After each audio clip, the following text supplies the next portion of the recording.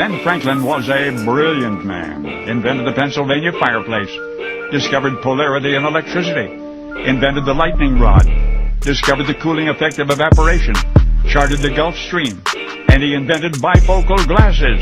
And he did all of that in his spare time. Ben Franklin, as I say, was a brilliant man.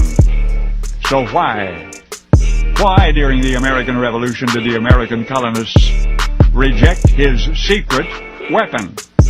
Today's historians and militarists agree that if the Continental Army had used that device, we would have beaten the British sooner and much more easily.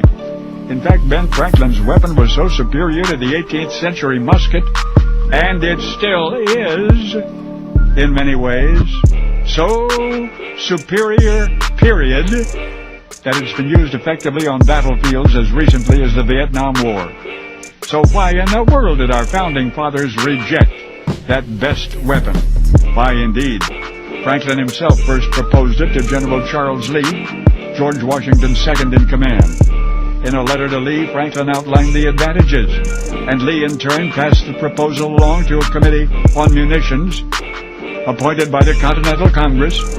Military strategists were consulted, and it's there that Ben's better idea died.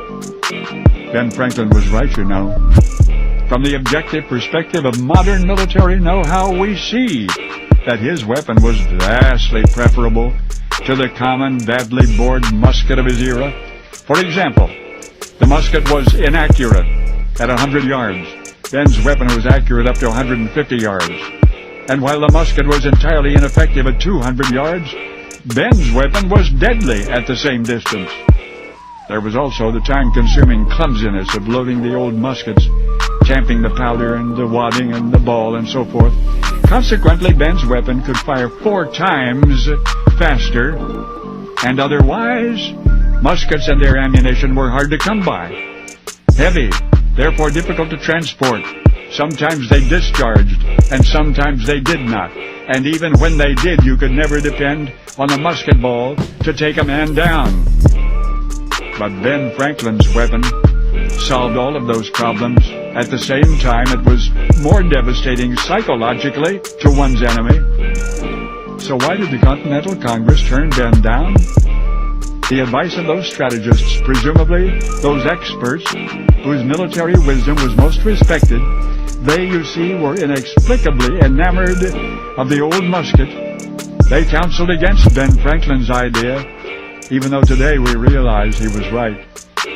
And so, as I say, his weapon was so efficient, so streamlined, so superior, that our Vietnam warriors employed it widely and effectively. So during our Revolutionary War, there was just that one group of respected combat strategists who did not see the advantage of Ben's secret weapon, even though they, the Native Americans, had invented it. That's right, Ben Franklin's secret weapon, the weapon that most certainly would have stopped the British in less time, with less effort, was the consistently effective, reliable, lightweight, silent, smokeless bow and arrow. And now you know the rest of the story.